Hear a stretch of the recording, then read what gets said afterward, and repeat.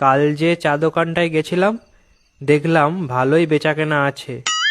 দেখে যা বুঝলাম, পার ডে মিনিমাম অন্তত 2000 কাপ চা বিক্রি হয়। প্রতিটা কাপ যদি 5 টাকা করে হয়, তাহলে কত হচ্ছে? 2000 × 5, 10,000 টাকা। পার ডে 10,000 টাকা হলে মাসে 10,000 × 30, 3 লাখ টাকা। হ্যাঁ, মাসে 3 লাখ টাকার বেচা কেনা হয়। 3 লাখ টাকা থেকে যদি হাফ যদি খরচই বাদ দিই, 1.5 লাখ টাকা। 1.5 লাখ টাকা মাসে ইনকাম। উরি বাবা, এত ইনকাম!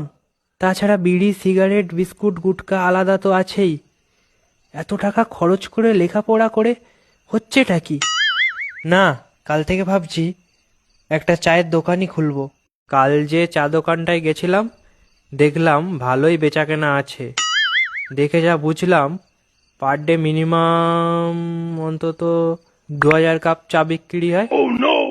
প্রতিটা কাপ